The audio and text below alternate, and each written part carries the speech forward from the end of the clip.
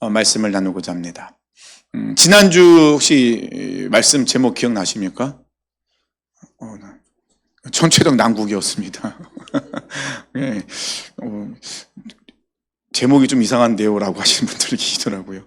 근데 지난주에 보면은 이삭은 이삭대로, 리브가는 리브가대로, 에서는 에서대로, 야곱은 야곱대로 이렇게 자기가 생각하는 대로 살아가는 모습이 보였죠. 근데 이들은 가족이에요.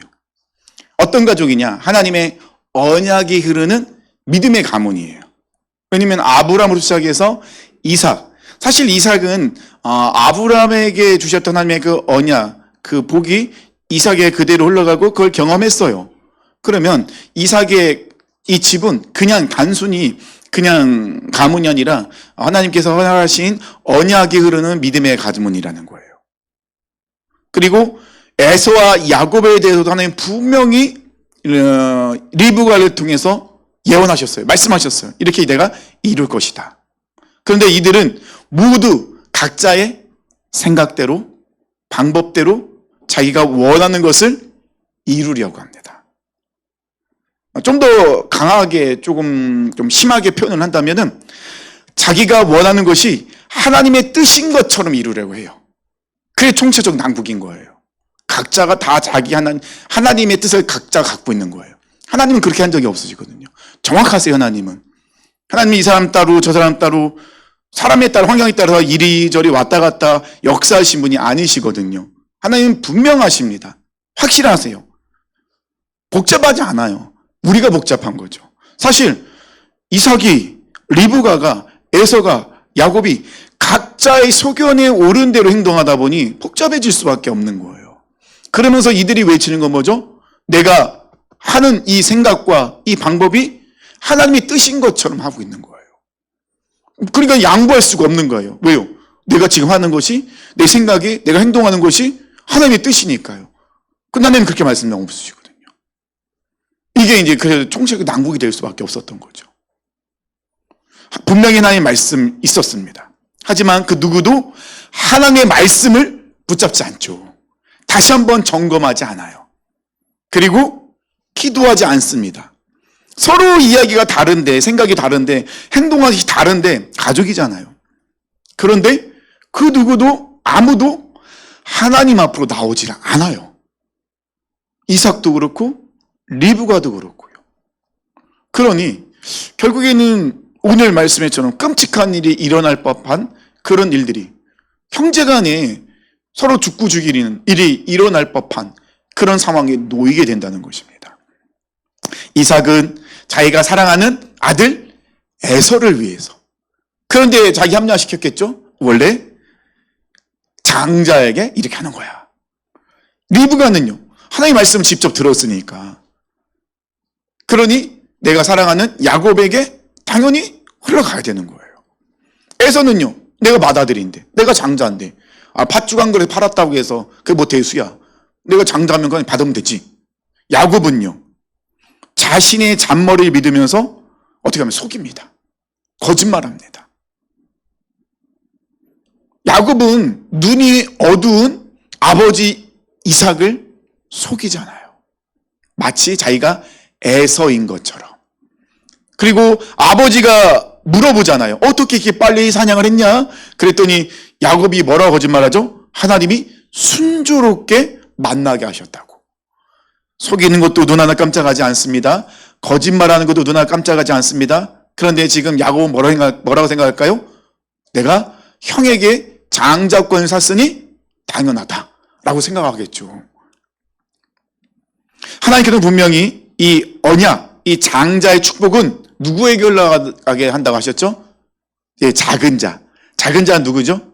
야곱.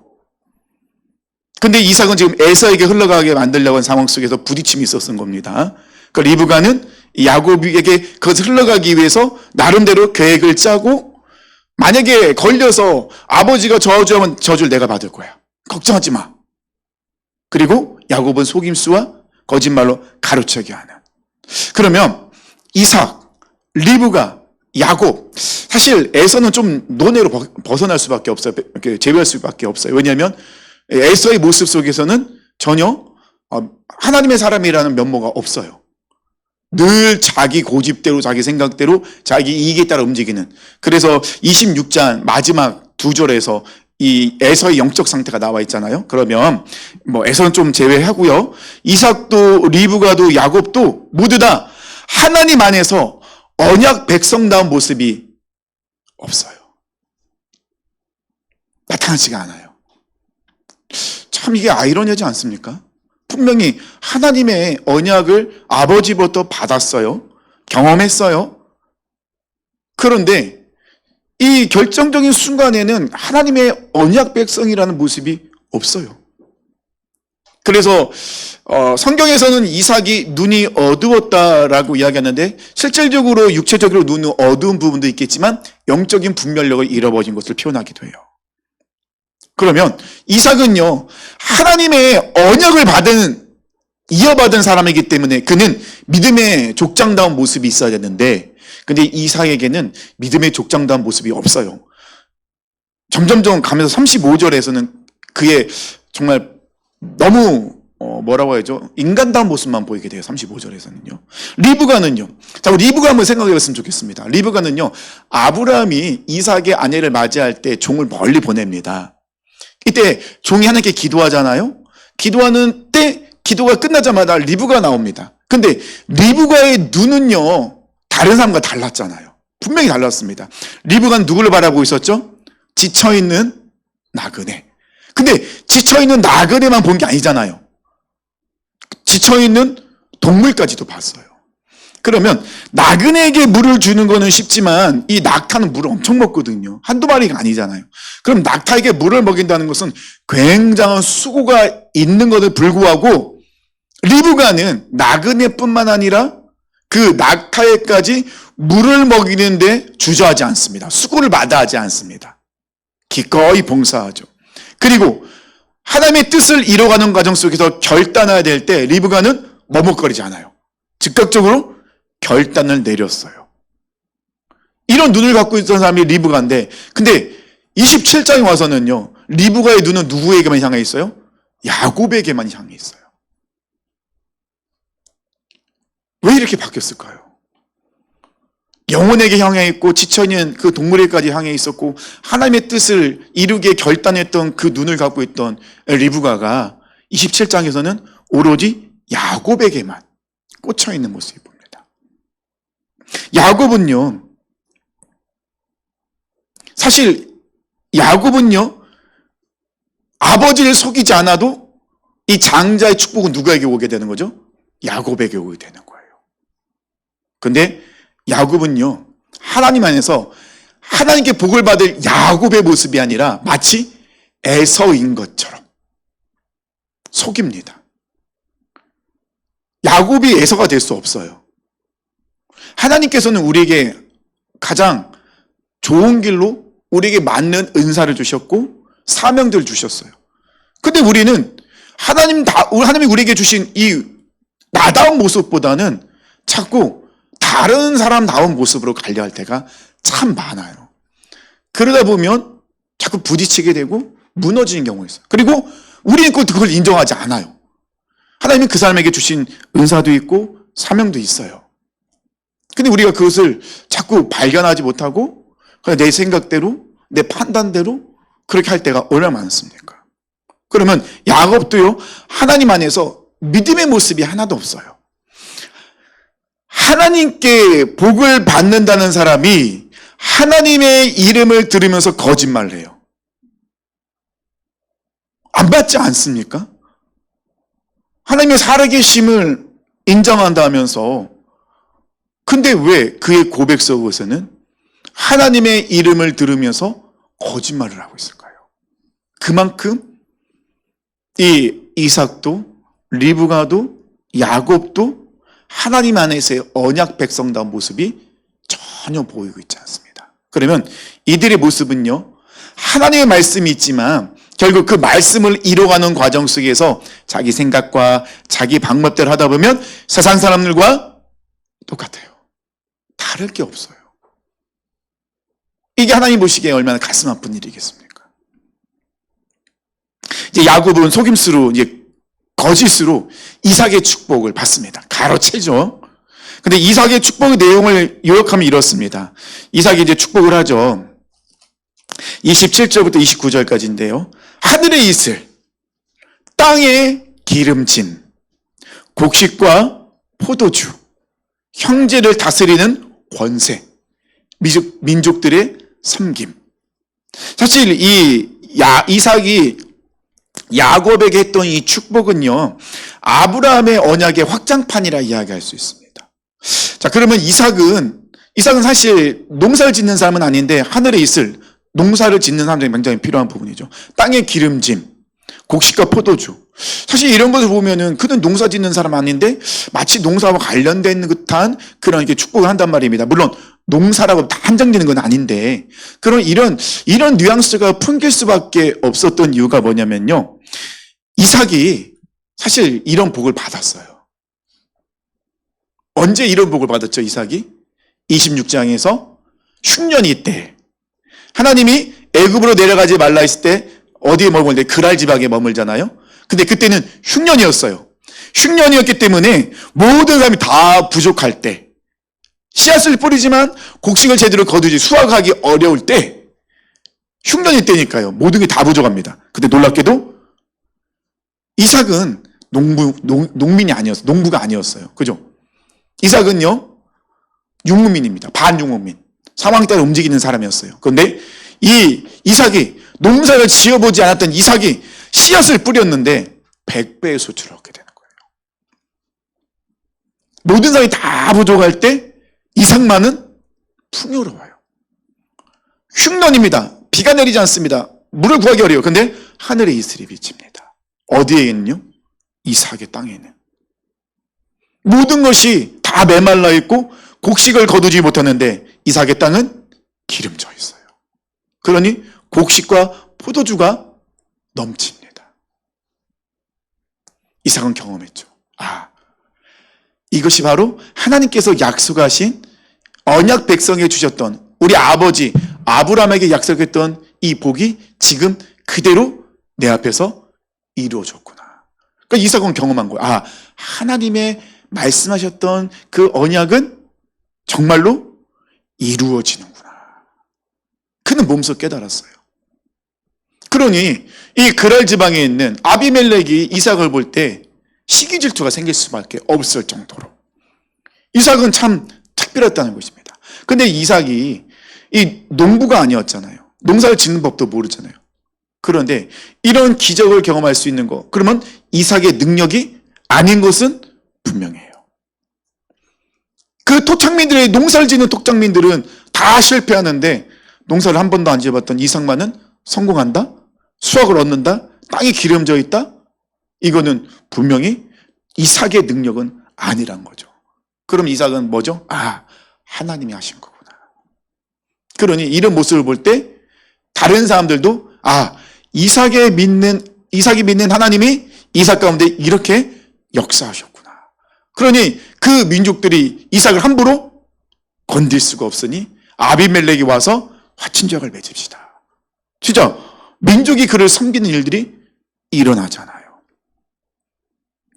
그러면 하나님께서 약속하신 그 장자에게 주시는 복은 이루어지는 거예요.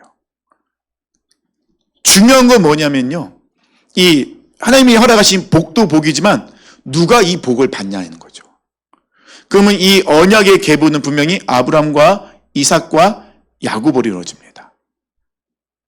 근데 야곱은 기다리지 못하죠. 하나님의 방법을 기다리지 못해요. 하나님의 때를 기다리지 못해요. 왜냐하면 가만히 있다가는 빼앗길 것 같은 거예요. 지금이 아니면 안 된다는 축조함이 있는 거예요. 리브가도 그렇고. 그런데 하나님은 분명히 약속하신 대로 이루시는 분이거든요. 자기가 받아야 할 복을 받을 수 있는 존재이고 대상임에도 불구하고 결국 야곱은 자기의 방법대로 거짓말과 속임수로 그 복을 가로채요. 가로채는 게 아니죠. 자기가 받을 건데. 근데 거짓말과 속임수를 쓰니 나중엔 어떻게 됩니까? 생명의 위협을 느끼는. 그러니까 결국은 야곱이 하나님께서 약속하신 것을 자기가 받을 수 있지만 자기 방법대로 하다 보니 자기가 책임을 져야 돼요. 마치 모세가 하나님의 때를 기다리지 못하고 자기 생각에서 나가서 마음대로 했다가 40년 광야 생활을 한 것처럼 야곱도 광야 생활을 할 수밖에 없습니다. 이게 무서운 겁니다. 말씀대로 하나님 뜻대로 순종하면 하나님이 책임져 주시지만 그것을 기다리지 못하고 내 방법대로 내 생각대로 하다 보면 결국 누가 책임져야 돼요? 내가 책임져야 되는 거예요. 그만큼 돌아갈 수밖에 없고 그만큼 열심히 혼나고 깨지고 연단받고 훈련받을 수밖에 없는. 한편으로는 그 연단받는 것도 좋아요. 너무 어렵다고 생각하지 마세요. 연단 많이 받은 번일수록 하나님께서 정말 자주 사용하세요. 30절 말씀 보니까요. 이삭이 야곱에게 축복하기를 마침에 야곱이 그의 아버지 이삭 앞에서 나가자 곧 그의 형 에서가 사냥하여 돌아온지라. 참 기다렸던 듯이 에서가 돌아오게 돼요. 에서가 얼마나 기대됐을까요? 드디어 내가 장자의 축복을 받는다. 아버지의 모든 것이 나에게는 다 온다. 내가 이제 족장이 되는구나. 얼마나 기대했습니까? 얼마나 기뻤을까요? 열심히 별미를 아버지가 좋아할 만한 별미를 만듭니다. 그리고 아버지에 가는데 아주 청청병력 같은 소리를 듣게 되죠. 33절입니다. 이삭이 힘이 크게 떨며 이르되 그러면 사냥한 고기를 내게 가져온 자가 누구냐? 네가 오기 전에 내가 다 먹고 그를 위하여 축복하였은즉 그가 반드시 복을 받을 것이니라. 여기서 질문이 있습니다. 33절까지 말씀 보면요. 질문입니다. 질문. 잘 생각해 보십시오. 이삭은요. 야곱에게 속아서 축복을 했습니다. 그렇죠? 그러면 이삭에게 잘못이 있어요? 야곱에게 잘못이 있어요? 귀책 사유는 누구에게 있는 거죠? 야곱에게 있는 거예요. 그러면 이삭이 야곱이 속였네? 그럼 어떻게 하면 될까요? 하나님 취소해 주십시오. 이건 무효입니다. 이건 무효. 그렇지 않습니까? 법원에 가서도 이 귀책서에게 야곱에 있으면은 누가 책임져야 돼요? 야곱이요. 야곱은 유죄예요. 속였잖아요. 자기 거 아닌 거 가르쳤잖아요.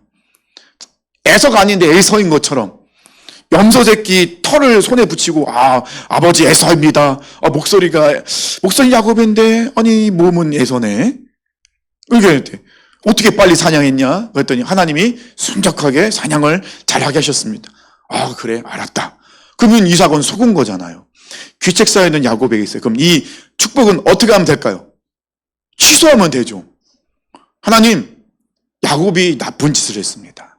하나님은 선하신 분이시고 공의로우신 분이시잖아요. 그러면 하나님, 이렇게 불법적으로 축복이 되어지는 것은 취소하는 게 맞지 않겠습니까? 라고 이삭이 하나님께 물어볼 법한데, 근데 이삭은요 33절에 분명히 뭐라고 고백하고 있죠?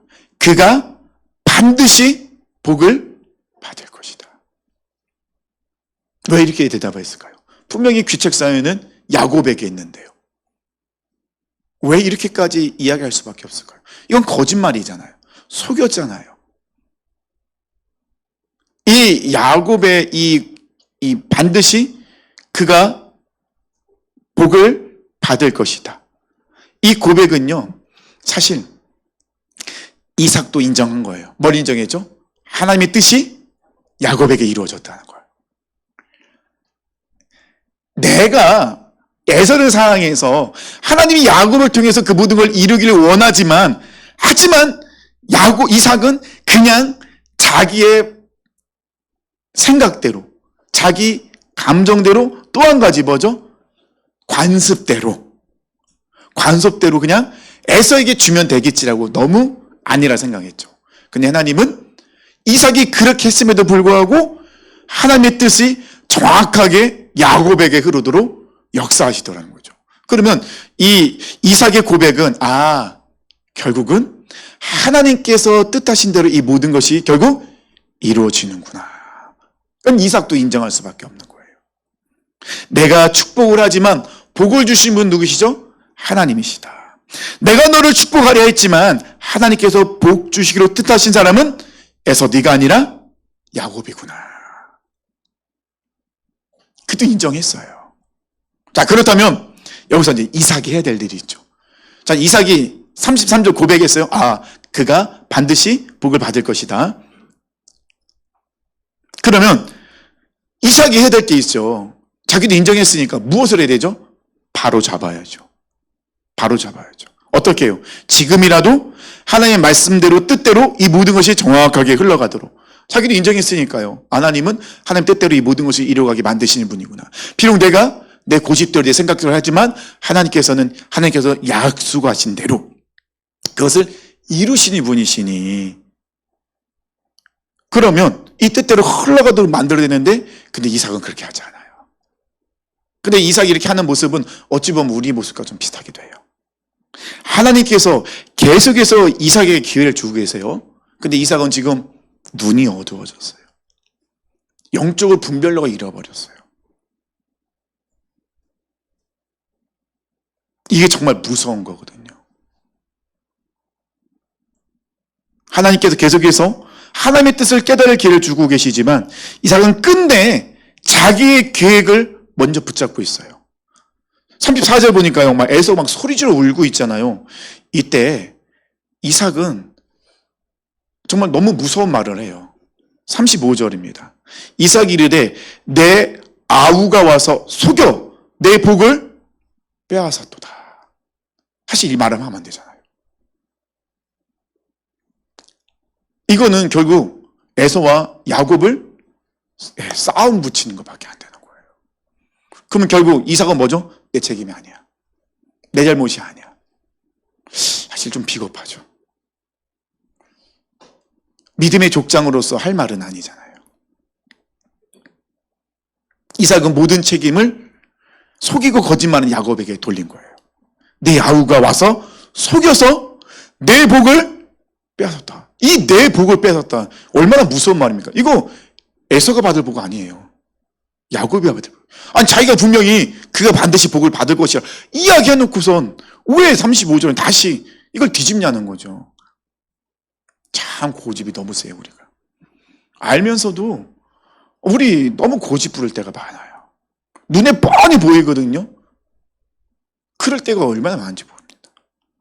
이 문제는 갑자기 이날 일어난 게 아니잖아요. 창세기 25장부터 하나님은 계속해서 분명히 말씀하셨어요. 작은 자, 큰 자가 작은 자를 섬긴다. 에서는요, 장자권을 팔았어요. 26장 마지막에는 에서의 영적 상태가 나타났잖아요. 근데도 이삭은 계속해서 어떻게 하죠? 에서에게 그 복이 흘러가도 축복하려고 밀어붙이고 있습니다. 그러면 야곱에게만 문제가 있었던 건 아니에요. 그러면 전체적으로 이 가족의 총체적 난국은 어디에서 온 거가 볼 수 있을까요? 이삭에서부터 시작이 된 거예요. 그래서 리더가 중요합니다. 그게 사단은요, 리더를 공격하는 거예요. 목회자들을 공격하는 거예요. 한국교회가 휘청휘청할 수밖에 없는 게, 왜냐면 목회자들이 흔들리잖아요. 목회자들이 얼마나, 이거 누워서 침 뱉긴다. 세속주의에 빠져 있습니까? 인본주의에 빠져 있잖아요. 물질주의에 빠져 있고 여전히 제왕적 리더십을 갖고 있잖아요. 그러니 교회가 흔들흔들할 수밖에 없는 거예요. 그러니 교회가 총체적 난국에 빠질 수밖에 없는 거예요. 듣나요? 안 듣잖아요. 이삭은요, 분명히 하나님이 기회를 주셨고 분명히 자기 입으로도 그가 반드시 복을 받으리라는 말씀을 그렇게 해놓고서 나중에는 네 아우가 속여서 네 복을 뺏었다. 이렇게 말을 하고 있습니다. 이 얼마나 하나님이 이 이야기를 듣고 얼마나 속 터졌을까요? 아이고, 왜 이렇게 못 알아듣냐? 도대체 왜 이렇게 고집을 부리냐? 아닌 걸 알면서도 왜 그러느냐?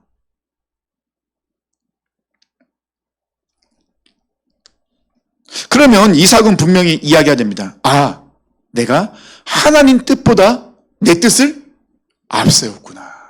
사실 이게 이삭이 해야 될 말이긴 해요. 이 시점에서. 나중에 깨닫고 그가 말씀과 뜻대로 돌아갔다면 그 뒤에 일어날 일들이 일어났을까요? 결과론적이긴 하지만 그런 일이 일어나지는 않았겠죠. 이 아집이 이게 정말 무서운 겁니다. 근데 이 아집이 하나님을 처음 믿는 사람들에게 이 아집이 있던가요? 안 그렇더라고요. 이삭은 아버지로부터 모든 걸 보고 듣고 배웠습니다. 자기가 경험했습니다. 그러니까 믿음의 족장으로 살아왔습니다. 오랜 시간 그렇게 살아왔는데도 여전히 그 아집이 너무 강한 거예요. 자기가 살아온 것 안에서 하나님의 뜻이라는 것을 알지만은 그 뜻을 자기의 생각과 방법과 시간과 고집대로 착각하면서 슬쩍 바꿔서 자기를 드러내고 있는 이 아집이 너무 강하더라는 거죠. 그러다 보니 결국은 그 가정이 무너질 수밖에 없어요. 그러면 그 교회가 무너질 수밖에 없어요. 그러니 우리는 깨어 있어야죠. 정신 차려야죠. 혹시 나도 이런 아집에 휩싸여 있진 않은지. 누군가 옆에 이야기하면은 아주 강력하게 발끈하죠. 목회자들이 하는 말이 있죠. 나보다 많이 기대해 봤습니까? 이 한마디 하면 할 말이 없어지는 거죠. 내가 얼마나 기도한지 아십니까? 이 말 제일 무섭습니다. 그래서 선교지 나가도요, 제일 무서운 사람이 누구냐면요, 기도응답 받은 사람들. 제일 무섭습니다. 내가 기도응답 받았거든요. 아무 말도 안 먹혀요. 무슨 말을 해도 안 돼요. 콩으로 매주 써도 안 이래요. 자기가 응답 받았기 때문에 안 이래요. 정말 무섭고 어렵습니다. 사실 지금 이삭이 이런 모습이거든요.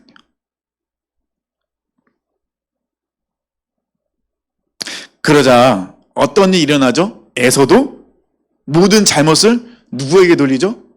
야곱에게 돌리는 거예요. 그대로 흘러가고 있죠.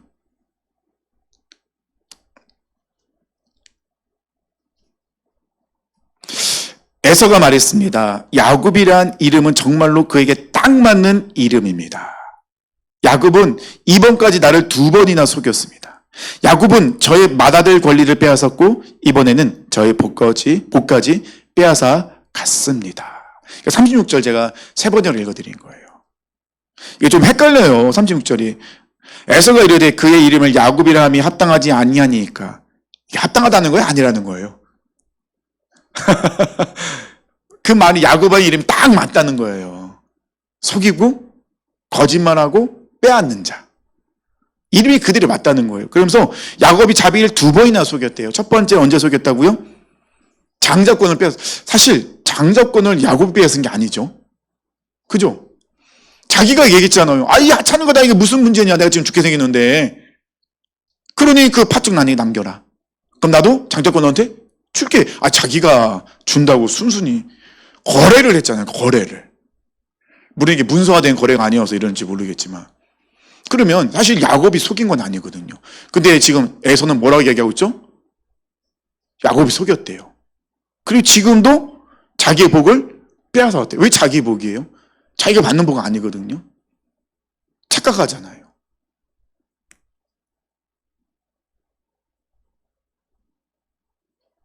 그러면서 이제 에서가 야곱에게 또 물어보죠. 저를 위해 남겨두신 복이 없습니까? 그럼 여기서 에서의 문제는 뭐죠? 에서의 문제는 뭐냐면요. 우리 그리스도인들이 하는 실수예요. 후회를 하고 있어요. 우리는 후회하는 사람이 아닙니다. 우리는 어떤 사람이죠? 회개하는 사람이에요. 회개하는 사람들. 후회하는 사람들은 어떤 사람이죠? 다 남에게 남 탓해요. 전에 한번 말씀드렸잖아요. 우리가 부모님들 애기 키울 때요. 아이들이 물건에 걸려 넘어지면 물건을 혼내면 안 된다고요. 물건은 거기 있었다고요. 누가 와서 부딪힌 거죠? 애기가 와서 부딪힌 거예요. 그러면 이분을 정확히 얘기해줘. 뭐라고요? 조심해야지. 네가 제대로 봐야지. 근데 우리 맨날 아기를 위한다고 그 물건 떼찌떼찌 하면서 막 때리고 있잖아요. 그럼 아내는 뭐라 생각해요? 그럼 자기가 잘못한 게 아니라 제가 잘못한 거. 이게 하나가 그 아이의 인생을 바꾸는 거예요. 그러면 에서가 이렇게 된 건 누구 잘못이죠? 감히 말합니다. 이삭이 만든 거죠. 35절 보십시오. 네 아우가 속여서 네 복을 빼앗아갔다. 그러니 에서는 정당성을 얻은 거죠. 맞아. 야곱이 잘못했어. 이삭은요 정확히 얘기했어야죠. 에서야, 이 복은 네 것이 아니야. 네 아우 것이구나. 네가 인정해라. 에서를 설득해야죠. 상황을 바로잡아야죠. 하나님의 말씀과 뜻은 에서가 아니라 야곱에 있다. 이거를 가르쳐야죠. 그래서요, 이 히브리서 기자는 에서를 망령된 자라고 이야기합니다. 왜냐면요, 에서는 장자를 팔 때는 분명히 얘기해요. 이것이 내게 무슨 유익이냐. 근데 지금은요, 자기의 최고의 것을 얘기하고 있잖아요. 축복을 잃고 나서는 야곱이 내 것을 빼앗았대요. 아니에요. 야곱 거였어요. 자신의 선택은 잃어버리고 다른 사람의 잘못만 말하고 있어요. 자기의 책임은 작게 보고 다른 사람의 책임을 크게 봅니다. 에서의 문제는 그거였죠. 거룩한 것을 가볍게 여기고도 나중에는 축복만 받으려고 해요. 자기는 하나님의 백성다운 모습대로 살아가지 않아요. 근데 하나님 주신 복은 누리고 싶어 해요. 이거 우리가 무슨 심 보러 가죠? 놀부심 보러 가죠. 네 것도 내 거, 내 것도 내 거. 언약은 원하지 않았어요. 예수의 모습에는요, 언약을 원하는 거 하나도 없습니다. 근데요, 언약이 주는 유익은 원하고 있어요. 책임은 하지 않으면서 쾌락만 느끼려는, 말씀대로 뜻대로 살지 않으면서 구원은 받고 싶은 거죠. 그러면 이 에서의 모습을 하나님께서 왜 보여주셨죠? 이 말씀 속에 우리 인생을 대입해 보라는 거죠. 그러니까 이삭과 에서를 정죄하기 아니에요. 하나님 말씀인 성경에 이런 왜 흑역사 같은 이 믿음의 사람들의 모습을 왜 넣는다는 거죠. 우리에게 깨달으라는 거죠. 우리도 그 말씀에 서 있으라는 거죠. 그리고 어떻게 기도해야 될지를 알으라는 거죠. 그래서 결국 이삭이 에서가 막 울고불고 난리가 났으니까는 축복을 해요. 근데 이게 내용이 축복이 아니에요. 그죠? 이게 내용이 축복이 아니에요. 내용이 가면 뭐 저주 비스무리한데 이게 또 저주라고 할 수는 없고. 어찌 보면은 이 에서의 앞날에 대한 예언적인 선포인 거예요. 39절에서 40절까지 말씀입니다. 제가 세 번역을 읽어드릴게요. 이삭이 에서에게 말했습니다. 내가 살 곳은 기름진 땅과는 거리가 멀고. 이게 어떻게 축복이라고 할 수 있겠습니까? 아니, 사실 근데 에돔 지역은요, 산악지대였어요. 사실 기름진 땅은 아닙니다, 진짜로. 하늘에서 내리는 이슬도 없는 곳이다. 농사를 짓기가 어렵죠. 너는 칼을 의지해 살아갈 것이고, 정말 그렇잖아요. 야곱을 만나러 올 때 무장한 400명을 데리고 오잖아요. 에돔 진짜 그런 사람들이었습니다. 내 동생이 종이 될 것이다. 하지만 애를 쓰면 동생에게서 자루어질 수 있을 것이다. 나중에 에돔이 이스라엘의 속국이 되지만 또 벗어나기도 해요. 정말 이삭이 했던 예언적인 그 에서의 그 여러 가지 이것들이 정확하게 또 이루어지기도 합니다. 그러니까 축복도 아니고 저주도 아니며 에서에게 앞으로 되어질 것을 좀 예언적으로 선포한 말씀이 되는 거예요. 우리가 이 말씀 속에 분명히 깨달을 건 뭐죠? 하나님의 말씀대로 뜻대로 정확하게 흘러가고 이루어지고 있다는 거예요. 자, 그렇다고 우리가 착각하면 안 돼요. 하나님의 뜻대로, 하나님의 계획이 이루어지니까는 내가 뭐래든 하나님의 뜻대로 우리를 데려갈 거니까는 감나무 밑에 누워가고 가만히 입 벌리고 있으면 떨어지겠지 하고 있으면 신앙생활이 아닙니다. 유행을 바라지 마십시오. 우리에게 유행은 없습니다. 우연도 없습니다. 분명히 우리는 하나님 말씀대로 뜻대로 이루어가도록 우리 뭐 해야 되죠? 순종해야죠. 그래서 순종하려면 어떻게 해야 돼요? 알아야죠. 그래서 오늘 본문의 말씀을 통해서 우리는 우리의 삶을 정확하게 그리고 냉철하게 뒤돌아보셔야 돼요. 이삭과 리브가와 에서와 야곱과 같은 모습이 내 안에 있진 않은지. 왜냐하면 사실 이들이 이 자신들의 방법대로 하나님의 뜻인 것처럼 이루어가다 보니 결국 자기가 그걸 책임져야 돼요. 41절 보니까요. 에서는 아버지 이삭의 축복을 빼앗아간 야곱을 미워했습니다. 아버지가 그렇게 얘기했는데 아니 동생이 안 믿겠냐고요. 에서는 속으로 이렇게 다짐했습니다. 이제 아버지는 곧 돌아가실 것이다. 아버지를 장사 지낸 뒤 야곱을 죽여버리고 말겠다. 이 결과를 도저히 감당할 수 없는 그 파국에 치닫고 있는 거예요. 가족 안에서 죽고 죽이는 아주 끔찍한 상황까지 갈지도 몰라요. 근데 문제는 뭐죠? 이들이 해결할 방법이 없어요. 자기들이 책임도 못 져요. 하나님이 책임져 주시고 하나님이 이끄시고 변화시켜야 되는데, 근데 여전히 자기 방법대로 완고한 모습으로 살아가는 것들. 근데 이런 상황 속에서 42절 보니까요, 성경이 좀 재밌는 표현이랄까요? 이런 좀 그런 게 나와요. 42절 보니까요, 맏아들 에서의 이 말이 리브가에게 들리매 이에 사람을 보내어 작은 아들 야곱을 불러 그에게 이르되 내 형 에서가 너를 죽여 그 한을 풀려 하니. 42절 재밌는 표현은 뭘까요? 어떤 표현일까요? 네? 그 한을 풀려. 한을 푸는 거는 재밌는 게 아니라 무서운 표현인데. 들림에, 들리는 거 당연한 거잖아요. 아니, 성경에서 그동안 쓰지 않은 표현이 나와요. 단어들이 나와요. 예? 맏아들 에서, 작은 아들 야곱. 아니, 지금까지 그게 다 안 나왔거든요. 그죠? 42절은 특히 갑자기 에서를 뭘로 표현하고 있죠? 맏아들로 표현해요. 야곱은요, 작은 아들로 표현해요. 갑자기 뜬금없이요.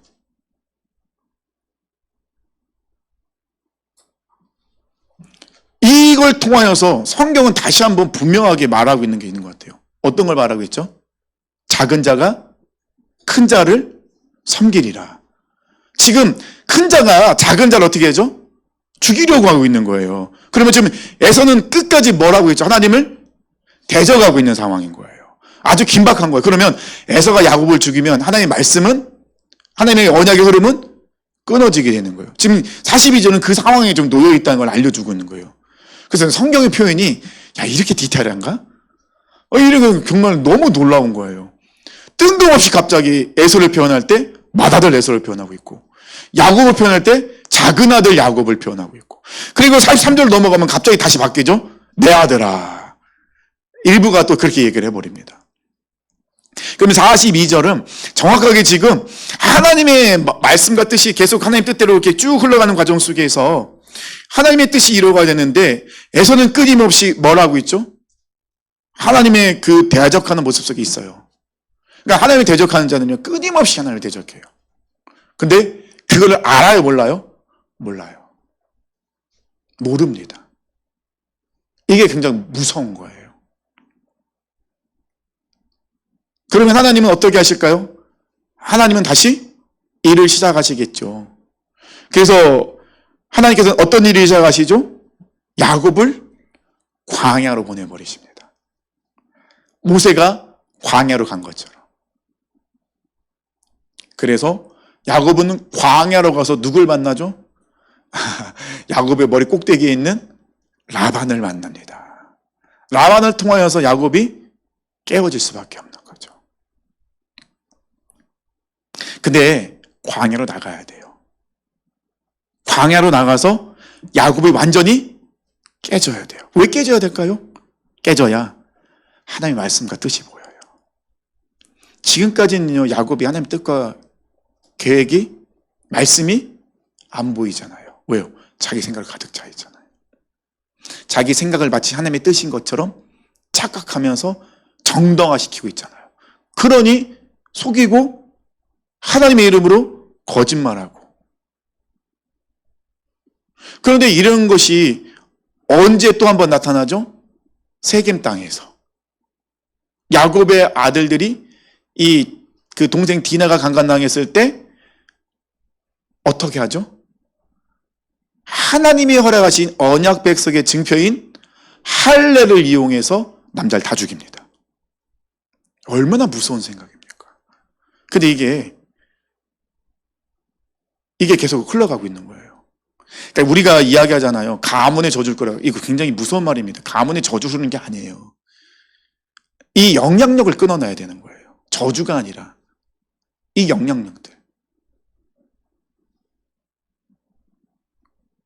그러면 누가 끊어야 됩니까? 깨어있는 자들이, 하나님이 세우신 자들이, 어떤 사람들이죠? 말씀을 듣는 사람들, 그리고 말씀에 믿음으로 반응하는 사람들. 오늘 우리 월삭 기도회 때 나왔던 누구죠? 에바브라처럼. 월삭 안 나오신 분은 모르시죠? 찔린 분들 많이 계십니다. 누굴 콕 집어 얘기하지는 않겠습니다. 지금 가장 찔린 분이 한 분 계시긴 해요. 지금 고개를 숙이고 계시죠 지금. 근데 이게 사실 굉장히 이게 보면은 성경은 연결되어 있어요. 깨지지 않으면 안 보입니다. 그 하나님 우리를 깨세요. 이런 것들이 우리를 다 깨는 작업인 거예요.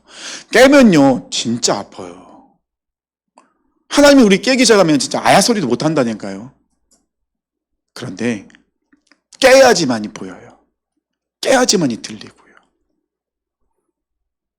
깨지지 않으면 여전히 하나님 안에서 믿음의 모습이 아니라 속임수와 거짓과 자기를 속이는 자일 뿐인 거예요. 27장은 이 부분을 이야기하고 있습니다. 사랑하는 성도님들, 27장 야곱이 축복을 받았으니까 야곱이 승리한 건가요? 그런 걸 얘기한 게 아니잖아요. 리브가의 계획이 성공했습니까? 어차피 자기 계획대로 야곱이 축복받았으니까요? 그게 아니잖아요. 그들 모두 다 어떻게 해요? 실패했다고 이야기해야 될까요? 그 누구도 성공한 사람이 아무도 없어요. 근데 하나님만은 그 뜻을 이루고 계세요. 여전히 일하고 계세요. 사람은 자기 뜻대로 움직였지만 하나님은 끝까지 하나님의 말씀대로 뜻대로 언약을 여전히 이루어가시더라고요. 자, 말씀을 맺습니다. 사랑하는 성도님들, 우리 창세기 27장 이제 우리 창세기 50장까지 이제 반은 넘어갔습니다. 진짜 오래 걸리네요. 근데 이 27장까지 오면서 하나님께서 계속해서 하고 계신 게 뭐죠? 말씀대로 뜻대로 역사를 이루고 계신 거예요. 근데 이 믿음의 사람들의 모습을 보면요, 참 많은 좌절과 많은 공격과 또 오해와 또 왕따도 얼마나 많이 당합니까? 얼마나 많이 고통 속에 살아갑니까? 그리고 하나님의 대적한 자는 끊임없이 대적하면서 하나님의 뜻을 이뤄가지 못하도록, 분명히 에서도 그렇잖아요. 자기가 자기 축복도 아니면서 자기 것처럼, 자기가 장자권 팔았으면서 속였다고 다른 사람에게 다 떠넘기고, 마치 자기는 정당한 것처럼, 야곱을 죽이는 것이 정당한 것처럼 이렇게 외치는 그런 상황 속에서 우리가 살아가고 있다는 것입니다. 또 한 가지 우리가 기억할 건 뭐죠? 목회자들에서 기도 많이 해주셔야 돼요. 목회자가 사실 이삭과 같은 모습이 있다면 그 교회는 총체적 난국에 빠지는 거예요. 왜냐면 다 이삭과 같은 모습일 거니까요. 리브가도 이삭과 같은 모습이죠. 에서도 그렇죠. 야곱도 그렇죠. 다 이삭과 같은 모습이잖아요. 그러니까 이삭이 그러니, 아버지가 그러니, 리더가 그러니, 지도자가 그러니 밑에는 다 그렇게 갈 수밖에 없는 거죠. 그러니 교회가 흔들리고 가정이 흔들릴 수밖에 없는 거예요. 그럼 기도해야죠. 목회자를 위해서, 지도자들을 위해서. 자기의 뜻이 마치 하나님의 뜻인 것처럼. 얼마나 무섭습니까? 얼마나 많은 실수를, 이런 착각에 빠지는 경우가 많습니까? 그러니 우리가 기도할 이유는 분명히 있다는 것입니다. 저는 아직 착각에 안 빠진 것 같죠. 빠지면 큰일 나거든요. 사랑하는 성도님들, 우리가 이 말씀을 통하여서 우리 삶 속에서 한번 정확하게 또 냉철하게 우리 삶을 비춰봤으면 좋겠어요. 우리가 리브가의 모습은 있지 않은지, 야곱의 모습은 있지 않은지, 그리고 가장 심각하죠, 이삭의 모습은 있지 않은지 우리 한번 뒤돌아봤으면 좋겠습니다. 하지만 하나님 여전히 일하고 계십니다. 하나님 여전히 우리를 다듬고 계십니다.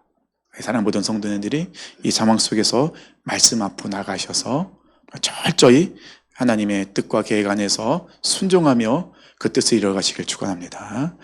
우리 말씀 앞에서 함께 찬양하며 나가기 원합니다.